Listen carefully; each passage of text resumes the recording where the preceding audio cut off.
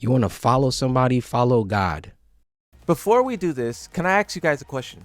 Can I ask you a question? Can I ask you a question? The question is, do you think the combos in Tekken 8 are too long? In Tekken 7, 13 hits would have been considered a lot. In this game, 13 hits is not really even considered that much. Like if you're talking about Victor, that boy Victor be getting like 24, right? But combos is really, really long. There's a couple of things that's making combos really obnoxious. Heat activation bound, the tail spins, just normal combo filler is insane. And then also you talk about the walls. The wall combos and how many hits you can get, resplats and whatnot is crazy. But then not only that, unscaled enders. It seems like almost every character can either delay their last hit or can get an extra last hit for like crazy bonus damage, and it's just doing crazy work on the game. And a lot of players have felt this way going all the way back to the beta of Tekken 8, and you can even argue some of these problems are carrying over from Tekken 7. In Tekken 7, a lot of players did not like how long combos were getting and how much time we were spending in the air. I know we all seen the comparisons of past games where one combo in this game lasts like 30 seconds, and in the prior game the same launcher would last probably like 5 to 8 seconds. It's a real strategy to waste the time. If you launch someone with 20 seconds on the clock, you probably could waste all that 20 seconds. Like if you have heat, enough space and everything, you can do it. And it just sucks because that's not what Tekken used to be. Of course, combos has gotten more and more impactful over time, but now it seems like combos is the biggest part of the game, right? Combos, heat, and rage, those are and also installs if your character has it, but those are the deciding factors when it comes to what this game is offering, and players just don't like that. And season 2, players has been asking the developers to do something, even going back before season 2, right? When Yoshimitsu was king, he was putting out 130 damage like it was nothing, and people were like, bro, stop this, like, can you step in and do something? And one thing people talked about was his flash in between combos. That's what allowed him to travel, that's what allowed him to do all this stuff, right? And they ignored all of these complaints, and they just don't fix it. But the reason why I'm talking about this is because I was just thinking of like, why don't the developers do this and or fix this? Everyone seems to agree that this is a problem, but the developers don't do it. And then I was thinking like, wait, didn't they address this before? Like in the beta, I was like having like a brain blast. I went and I found those tweets, and here we are. Someone said to Harada on July 21st, 2023, the game is amazing. The netcode greatly improved over Tekken 7, although I believe it could still be better. There's a part 2 to the tweet, but Harada says in response, anything other than combo damage in a closed network test build should be improved. We know that some combos damage is too high. I'll discuss the backdash with the tuning team. That's one tweet. There's a second one. First CNT for Tekken 8 has ended. I really enjoyed it. Now Harada steps in and he says this was only a network battle and matching test, so the game system is still in bare bones state, right? We appreciate many positive reviews. However, we also understand that there are many things that needs to be improved, such as combos are too long, chip damage pressure, and overly flashy multi-layered effects that make it difficult to grasp one's own state. There will be many changes by launch, including a heat system. This tweet was made on July 24th, 2023. So much of this stuff is still here, right? The Pac-Man stage is still super effects heavy. Clive is still super effects heavy. I would even say Ultra Instinct looks pretty crazy when he has Ultra Instinct and heat. And then combos, right? So all the stuff that I was just talking about, how combos are too long and what's causing it, right? Everyone kind of agrees that combos are going on for way too long, and we know what's causing it.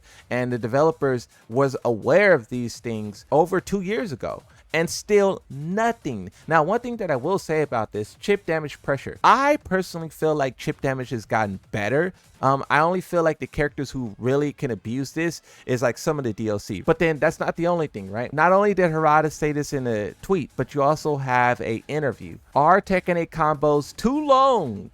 Yes, says the devs. This person who did the interview says, I spoke with Bandai Namco, Harada, and Michael Murray at EVO 2023. So once again, 2 years ago. PC Mag, one of the biggest new features in Tekken 8 is the heat system. What kind of reception has it received? So there's a few new changes that we wanted to make after people played the control network test. Many people said they felt combos were too long. So to address that, we plan to make some changes to the heat system because it's what caused combos to be a bit long at times. We think we can alleviate some of this by addressing when you go directly into heat with that heat burst. So that's the heat burst we talked about. They know way back then that the heat burst is causing these problems, and it's still doing it. Maybe give it another method to be used. For example, rather than put an aerial juggle, maybe we add power crush properties to it. So rather than just using it to continue combos, which everyone does. So look at blue rank players, that's the only way they use it, to continue combos.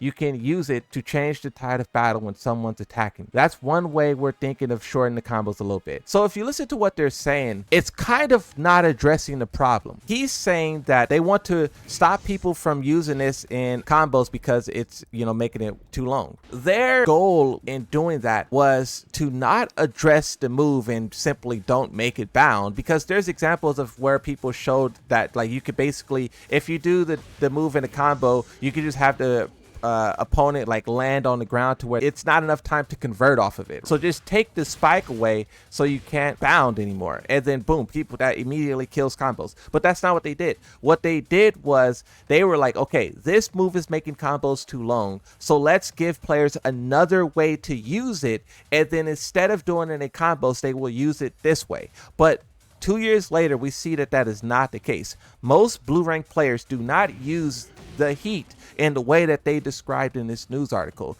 They want you to break the opponent's pressure with this. Now, of course, you see Tekken gods and like emperors use this and pros use it, but blue rank players just doesn't really grasp that concept. Once they do, they will move out of blue ranks, right? But until then, they're stuck. So one, that concept is not accurately being conveyed to the players. And I would also say it's probably because, power crushes themselves are super effective. Why would you use this, which uses your resources, which consumes a lot of your heat bar, right? When you could just do a normal power crush. A lot of the power crushes in this game activate super fast, and they track, they're safe, they're this, they're that, they launch, they wall splat, they do a whole lot of stuff. So I think players naturally discovered that the power crush is the most effective way to go. If you are going to try to power anything, crush it. You can get something extra. Maybe it power crushes into a running mix up or something. So that's why I think the players do that.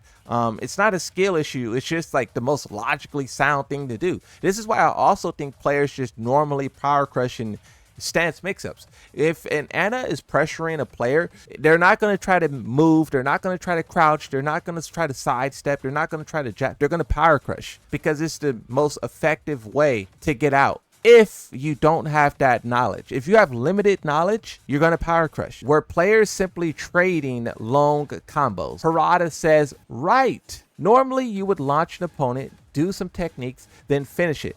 Now you launch an opponent, do some hits, do a heat burst, do a heat dash, and then finish. So these guys know exactly what's causing a problem, and they're allowing it. And this is before tailspins even made its way into the game, right? Yoshimitsu had the flash tailspin. In season 2, they gave every other character tailspins. I just wonder, when the developers say these things in these news articles, but then in season 2, they make the problem worse. It's like, did you lie to us? Or are you really that incompetent? What is it here? And I'm not trying to be mean or rude or anything, but it's like the developers know exactly what's the problem, and they are allowing it to persist for 2 years. I just don't understand that. Is it incompetence, or is it them saying that they want to fix this but not actually wanting to fix it? Because that's what a lot of people are assuming now, right? With season 2, 5 months has passed, players are still waiting for the game to be fixed, but the developers aren't doing it. And a lot of people are feeling like, oh, the developers just lied to us. They just apologized and said they're going to fix it, but they're never going to do it. This is why I think some of the stuff is intentional, bro. They don't want to fix it. They want the game to be exactly how it is.